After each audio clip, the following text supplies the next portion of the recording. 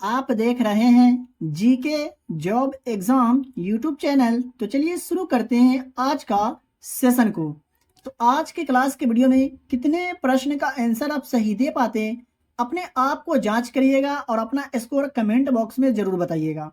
और आज के क्लास के वीडियो में मैं आपको साइंस के एक महत्वपूर्ण टॉपिक से संबंधित प्रश्न को बताने वाला हूं लास्ट में। तो आप वीडियो को शुरू से लेकर के अंत तक जरूर देखिएगा। चैनल पर पहली बार आए तो मैं आपको पहले ही बता देना चाहता हूं कि डेली के वीडियो का जो पीडीएफ होता है आपको फ्री में दिया जाता है। तो चलिए शुरू करते हैं आज का सेशन को। तो आज का पहला प्रश्न है, महोत्सव एक डैश शब्द है। महोत्सव एक कौन सा शब्द है? स्त्रीलिंग है या पुल्लिंग शब्द है, ये आपको बताना है। तो सही आंसर की अगर बात करें तो ऑप्शन ए इसका सही आंसर हो जाएगा, यानी महोत्सव एक पुल्लिंग शब्द है। तो मैं आशा करता हूं कि आपको समझ में आ गया होगा कि महोत्सव स्त्रीलिंग शब्द है या पुल्लिंग शब्द है। तो महोत्सव एक पुल्लिंग शब्द है। तो चलिए देखते हैं आज का दूसरा प्रश्न को। 2 नंबर में है, जखीरा एक डैश वाचक संज्ञा है। जखीरा एक डैश वाचक संज्ञा है, यानी जखीरा जो एक शब्द है निम्न में से कौन सा संज्ञा है? तो सही आंसर की अगर बात करें तो ऑप्शन बी इसका सही उत्तर हो जाएगा, समूहवाचक संज्ञा है जखीरा शब्द। बात करें आज का 3 नंबर प्रश्न का, तो 3 नंबर में विसर्जन का विलोम शब्द क्या होगा? विसर्जन का जो विलोम शब्द होता है निम्न में से क्या होगा? तो सही आंसर की अगर बात करें तो ऑप्शन सी इसका सही उत्तर हो जाएगा, आवाहन। क्या? आवाहन जो होता है विसर्जन का विलोम शब्द होता है। देखते हैं आज का अगला प्रश्न को।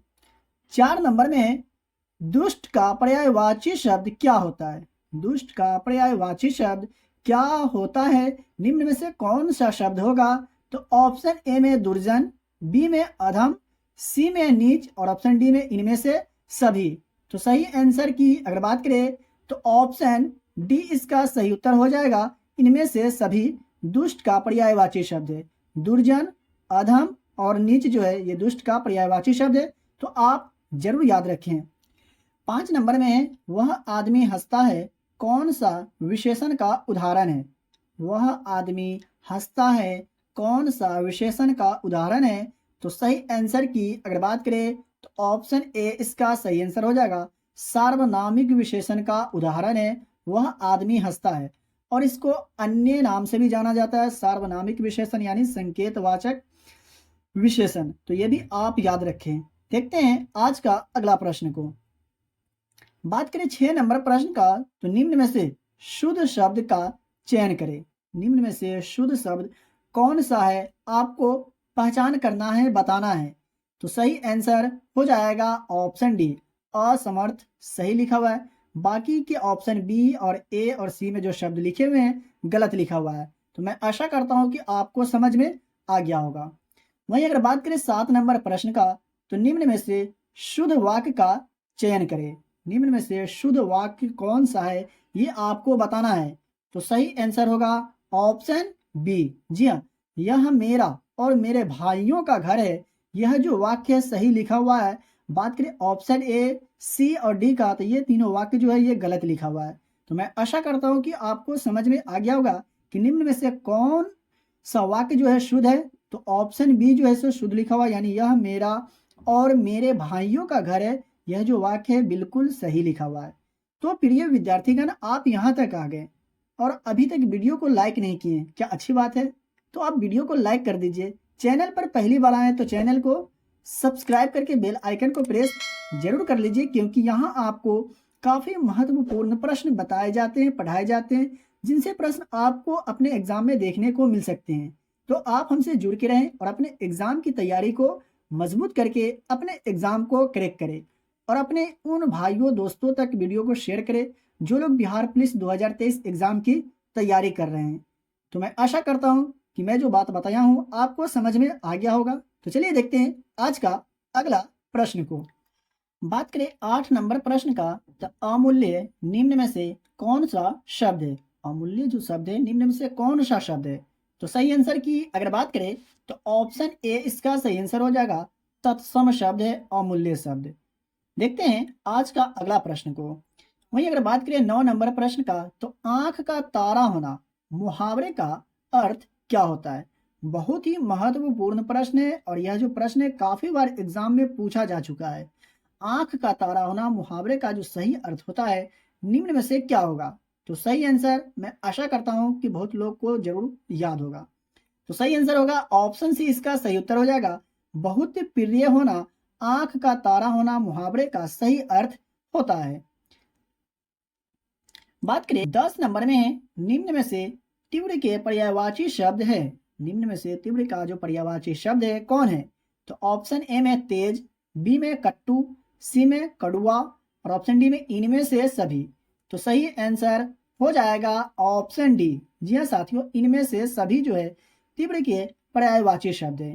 तो वहीं बात करें आज का अगला प्रश्न का, तो 11 नंबर में है, निम्न में से कौन सा सदन कभी भंग नहीं होती है? निम्न में से कौन सा सदन है जो कभी भंग नहीं होती है? तो राइट आंसर हो जाएगा ऑप्शन सी। जी हाँ, राज्यसभा एक ऐसा सदन है जो कभी भंग नहीं होती है और राज्यसभा को अपर हाउस यानी उच्च सदन भी कहा जाता है और लोकसभा को निम्न सदन कहा जाता है। तो ये भी आप याद रखें। बात करें 12 नंबर प्रश्न का, तो लोधी वंश का अंतिम शासक कौन था? लोधी वंश का जो अंतिम शासक था, निम्न में से कौन था? तो सही आंसर होगा ऑप्शन बी।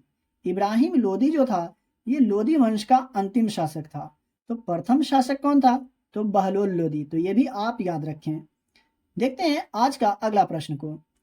13 नंबर में मुगल सम्राट जहांगीर का मकबरा कहाँ स्थित है?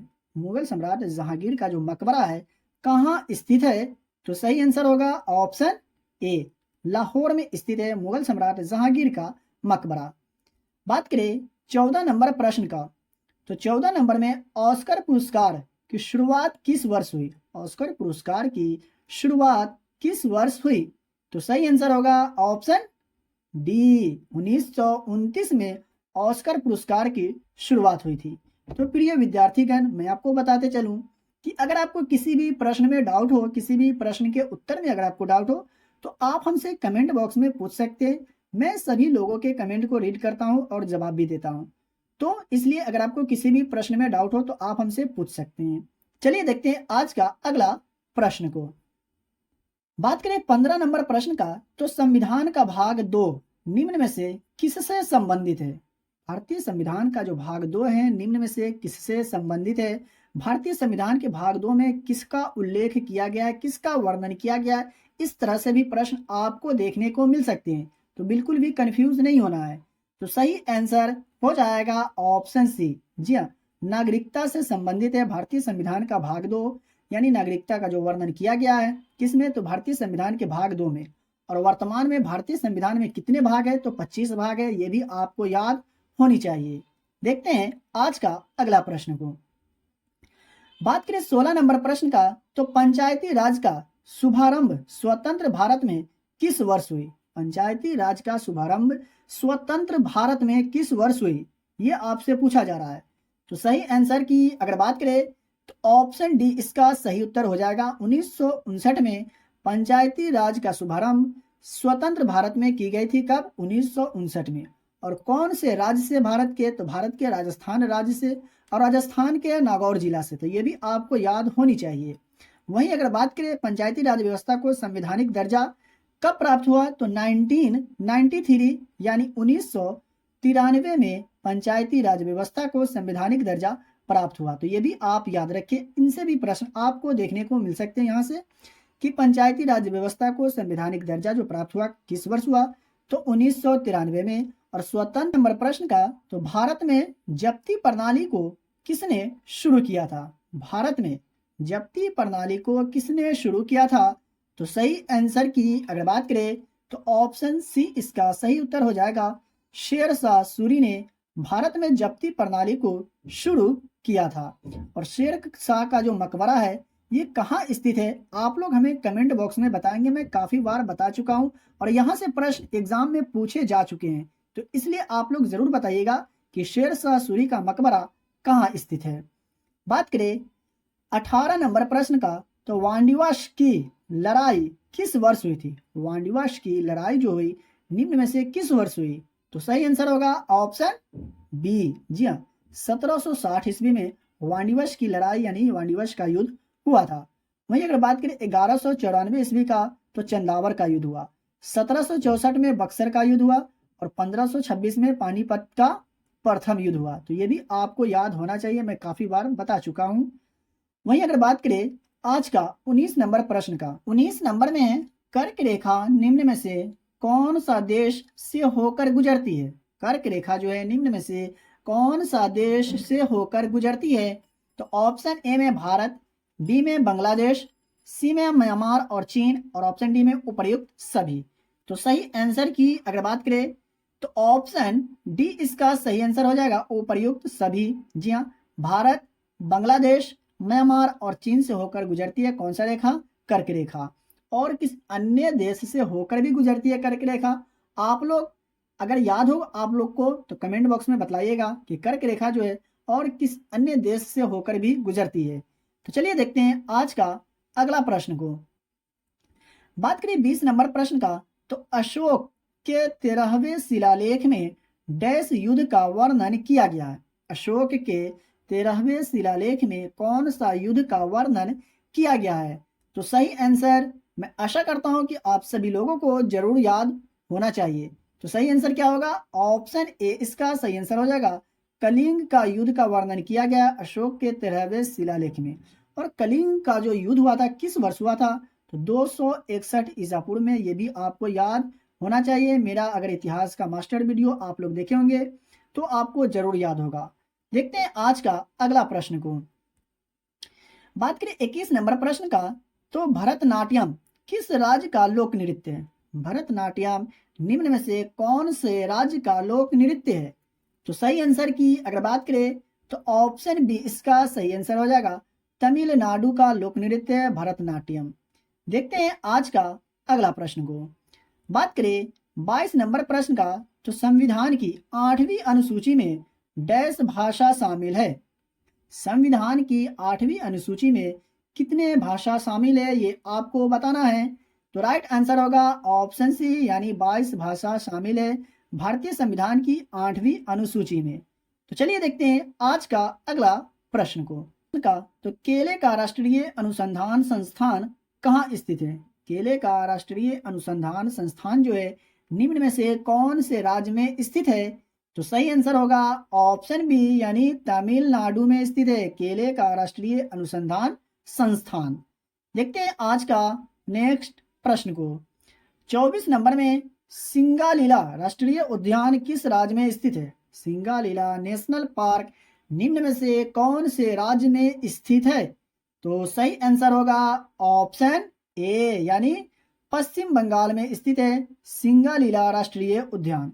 काफी महत्वपूर्ण प्रश्न आपको यहाँ बताए जाते हैं, पढ़ाए जाते हैं, इसलिए वीडियो को स्किप करके मत देखा करिएगा। बात करें 25 नंबर प्रश्न का, तो भारत में सबसे छोटी तट रेखा वाला राज्य कौन है? भारत में सबसे छोटी तट रेखा वाला राज्य जो है कौन सा है? तो सही आंसर की अगर बात करें तो ऑप्शन डी इसका सही आंसर हो जाएगा। गोवा जो है भारत का ये सबसे छोटी तट रेखा वाला राज्य है। तो आप बोलिएगा सर सबसे बड़ी तट रेखा वाला राज्य कौन सा है? तो गुजरात है। तो ये भी आप याद रखें। बात करें 26 नंबर प्रश्न का, तो कागज का आविष्कार करने वाले शख्स का नाम क्या था? कागज का आविष्कार करने वाले शख्स का नाम क्या था? और कागज का जो आविष्कार हुआ था साथियों सबसे पहले कौन सा देश में? तो चीन में। तो ये भी आपको याद होना चाहिए। तो यहाँ व्यक्ति का नाम पूछा गया कि कागज का आविष्कार करने वाले शख्स का नाम क्या था? तो सही आंसर की अगर बात करें तो ऑप्शन सी इसका सही उत्तर हो जाएगा। काई लून था, उसका नाम क्या था? काई लून था जिसने कागज का आविष्कार किया था। वहीं अगर बात करें आज का 27 नंबर प्रश्न का, तो दिल्ली में स्थित लाल किला का निर्माण किसने करवाया था? दिल्ली में स्थित लाल किला का निर्माण किसने करवाया था? यहाँ से आपको दो प्रश्न कवर हो रहे हैं। एक तो ये कि दिल्ली का लाल किला का निर्माण किसने करवाया, और एक तो ये प्रश्न आपसे पूछा ही जा रहा है कि दिल्ली में स्थित लाल किला। तो आपसे प्रश्न ये भी पूछा जा सकता है कि लाल किला जो है कहाँ स्थित है? तो दिल्ली में स्थित है, लेकिन इसका निर्माण किसने करवाया था? तो सही आंसर होगा ऑप्शन ए, यानी शाहजहां ने दिल्ली में स्थित लाल किला का निर्माण करवाया था। तो मैं आशा करता हूं कि आपको समझ में आ गया होगा। वहीं अगर बात करें 28 नंबर प्रश्न का, तो कांसा किसका मिश्र धातु है? कांसा जो है निम्न में से किसका मिश्र धातु है? तो सही आंसर होगा ऑप्शन ए, तांबा एवं टीन का मिश्र धातु है कांसा।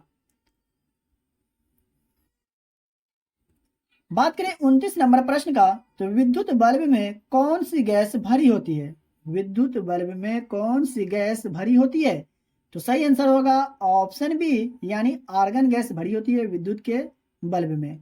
और उसका जो फिलामेंट बना होता है किस चीज का बना होता है, आप लोग हमें बताएंगे जरूर, क्योंकि प्रश्न एग्जाम में बन चुके हैं और आगे भी पूछे जाने की संभावना है। तो इसलिए आप लोग जरूर बताएंगे कि विद्युत का जो बल्ब का फिलामेंट बना होता है किस चीज का बना होता है, और उसमें जो गैस भरी होती है कौन सा गैस? आर्गन और नाइट्रोजन गैस भरी होती है। तो सबसे अधिक में आर्गन और उसके बाद सेकंड में नाइट्रोजन। तो ये भी आपको याद होना चाहिए। देखते हैं आज का अगला प्रश्न को। बात करें 30 नंबर प्रश्न का, तो जब बल्ब बनाया जाता है तो उसके अंदर की सारी वायु निकाल कर डैश कर दिया जाता है। जब बल्ब बनाया जाता है तो उसके अंदर की सारी वायु निकाल कर डैश कर दिया जाता है। तो सही आंसर होगा ऑप्शन सी, यानी शून्य कर दिया जाता है। समझ गए? क्या कर दिया जाता है? शून्य कर दिया जाता है। जब बल्ब बनाया जाता है तो उसके अंदर की वायु जो होती है उसको निकाल करके, जिसके वजह से बल्ब फूटता है तो आवाज करता है, क्योंकि उसमें कौन सी गैस भरी होती है? नाइट्रोजन और आर्गन गैस। तो मैं आशा करता हूं कि आपको समझ में आ गया होगा। और फिलामेंट जो बना होता है किस चीज का बना होता है, आप लोग जरूर बताइएगा। तो चलिए बात करें 31 नंबर प्रश्न का, तो कोलेस्ट्रॉल डैश के द्वारा उत्पन्न होती है। कोलेस्ट्रॉल डैश के द्वारा उत्पन्न होती है, यानी किसके द्वारा उत्पन्न होती है? तो सही आंसर की अगर बात करें तो ऑप्शन ए इसका सही आंसर हो जाएगा। लीवर के द्वारा उत्पन्न होती है। किसके? लीवर के द्वारा कोलेस्ट्रॉल जो उत्पन्न होता है किसके द्वारा? लीवर के द्वारा। साथियों आप यहां तक आ गए, अभी तक वीडियो को लाइक नहीं किए तो अच्छी बात नहीं है, प्लीज वीडियो को लाइक जरूर करें। चैनल पर पहली बार आए तो चैनल को भी सब्सक्राइब करके बेल आइकन को प्रेस जरूर करें, क्योंकि मैं आपके लिए इतना मेहनत कर रहा हूं तो आपका भी फर्ज बनता है कि वीडियो को लाइक करें और चैनल को सब्सक्राइब करके बेल आइकन को भी प्रेस जरूर करें। वहीं अगर बात करें 32 नंबर प्रश्न का, तो इंसुलिन नामक हार्मोन की खोज किस वर्ष की गई? इंसुलिन नामक हार्मोन की जो खोज की गई थी किस वर्ष की गई?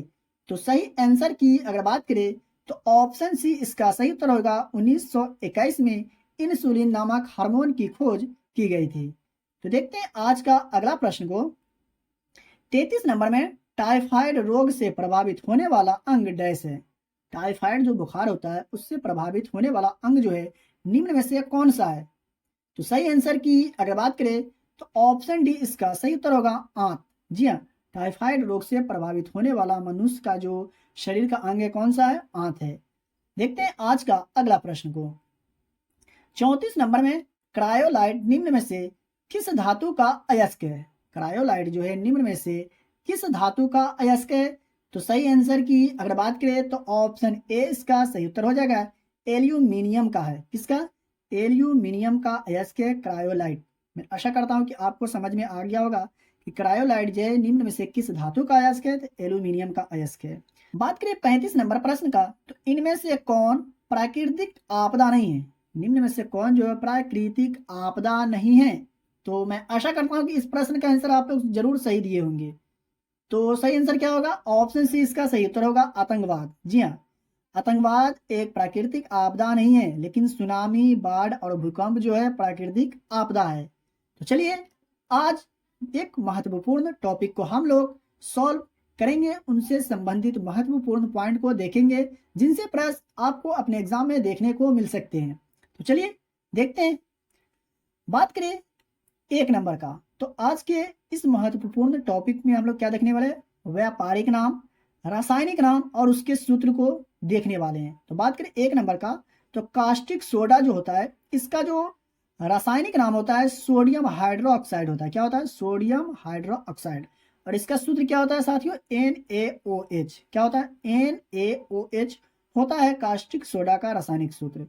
वहीं अगर बात करें 2 नंबर का, तो जिप्सम, तो जिप्सम का रासायनिक नाम क्या होता है? Calcium sulphate. क्या होता है? Calcium sulphate. और इसका सूत्र होता है CaSO4 into 2H2O, CaSO4 into 2H2O किसका रासायनिक सूत्र होता है? तो जिप्सम का। बात करें 3 नंबर का, तो धोने का सोडा का रासायनिक नाम होता है सोडियम कार्बोनेट। क्या होता है? सोडियम कार्बोनेट, और इसका सूत्र होता है Na2CO3।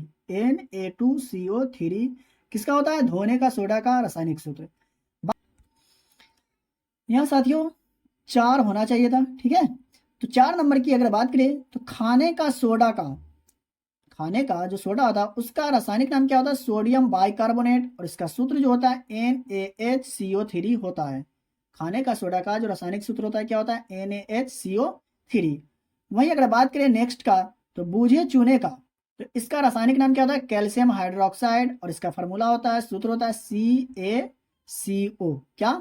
CaCO होता है बूझे हुए चूना का रासायनिक सूत्र। देखते हैं नेक्स्ट। बात करें नेक्स्ट पॉइंट का, तो संगमरमर काफी महत्वपूर्ण है, यहां से प्रश्न बन चुके हैं। तो बात करें संगमरमर का, तो संगमरमर का जो होता है रासायनिक नाम कैल्शियम कार्बोनेट, और इसका सूत्र जो होता है CaCO3 होता है। यहाँ से प्रश्न एग्जाम में पूछे जा चुके हैं, आगे भी पूछे जाने की संभावना है, तो काफी महत्वपूर्ण टॉपिक है। तो संगमरमर का रासायनिक नाम कैल्शियम कार्बोनेट और रासायनिक सूत्र CaCO3 होता है। वहीं अगर बात करें नेक्स्ट यानी 6 नंबर का, तो गंधक, तो इसका जो रासायनिक नाम होता है सल्फ्यूरिक अम्ल, और इसका जो सूत्र होता है H2SO4। वहीं अगर बात करें 7 नंबर का, तो नीला थोथा, तो इसका जो रासायनिक नाम होता है कॉपर सल्फेट, और फार्मूला अगर सूत्र की अगर बात करें तो CuSO4 इसका रासायनिक सूत्र होता है। देखते हैं नेक्स्ट। बात करें 8 नंबर का, तो गैलेना, जी हाँ, गैलेना का जो रासायनिक नाम होता है लेड सल्फाइड होता है, और इसका रासायनिक सूत्र PbS होता है। वहीं अगर बात करें 9 नंबर का, तो चिली साल्ट पीटर का जो रासायनिक नाम होता है सोडियम नाइट्रेट होता है, और इसका जो फार्मूला होता है NaNO3 होता है। तो ये आप जरूर याद रखिए। बात करें 10 नंबर का, तो लाफिंग गैस का जो रासायनिक नाम होता है नाइट्रस ऑक्साइड होता है। क्या होता है? नाइट्रस ऑक्साइड, और इसका सूत्र होता है N2O। बात करें 11 नंबर का, तो मार्श गैस का जो रासायनिक नाम होता है मीथेन होता है, और इसका फार्मूला होता है CH4। वहीं अगर बात करें 12 नंबर का, तो शुष्क बर्फ, तो इसका रासायनिक नाम कार्बन डाइऑक्साइड, इसका जो सूत्र होता है CO2 होता है। वहीं अगर बात करें 13 नंबर का, तो नमक, जो काफी महत्वपूर्ण है, यहाँ से प्रश्न पूछा भी जा चुका है। तो नमक का जो रासायनिक नाम होता है सोडियम क्लोराइड, और इसका सूत्र होता है NaCl। देखते हैं आज का नेक्स्ट पॉइंट को। तो बात करें 14 नंबर का, तो नौसादर का जो रासायनिक नाम होता है अमोनिया क्लोराइड होता है। क्या होता है? अमोनिया क्लोराइड, इसका फॉर्मूला होता है NH4Cl। वहीं अगर बात करें 15 नंबर का, तो हरा कशिश का जो रासायनिक नाम होता है फेरस सल्फेट, और इसका जो फॉर्मूला होता है रासायनिक सूत्र होता है FeSO4 होता है। तो प्रिय साथियों, आज का वीडियो आपको कैसा लगा कमेंट करके जरूर बताइएगा। अगर डेली के प्रैक्टिस सेट के बाद एक महत्वपूर्ण टॉपिक से संबंधित प्रश्न को अगर आप देखना चाहते हैं, पढ़ना चाहते हैं, तो आप लोग कमेंट बॉक्स में अपना फीडबैक जरूर दें, यस या नो में जवाब जरूर दें। अगर हाँ, डेली अगर आप पढ़ना चाहते हैं, हर एक दिन एक नया टॉपिक पढ़ना चाहते हैं प्रैक्टिस सेट के साथ में, तो आप लोग कमेंट बॉक्स में जरूर बताएं। वीडियो को अभी तक लाइक नहीं किए, वीडियो को लाइक कर दीजिए, चैनल को सब्सक्राइब करके बेल आइकन को प्रेस जरूर करें, और अपने दोस्तों रिलेटिव में भी शेयर जरूर करें, जो लोग बिहार पुलिस 2023 एग्जाम की तैयारी करें, ताकि उनको भी यहाँ से लाभ मिल सके, वो भी अपने एग्जाम को तैयारी को स्ट्रॉन्ग करके अपने एग्जाम को क्रैक कर सके। इसका PDF लेना चाहते हैं तो वीडियो के डिस्क्रिप्शन में दिए गए टेलीग्राम चैनल लिंक से ज्वाइन होकर डेली के वीडियो का फ्री में PDF प्राप्त करें और अपने एग्जाम की तैयारी को स्ट्रॉन्ग करें। तो चलिए मिलते हैं फिर से एक नए वीडियो में नए टॉपिक के साथ।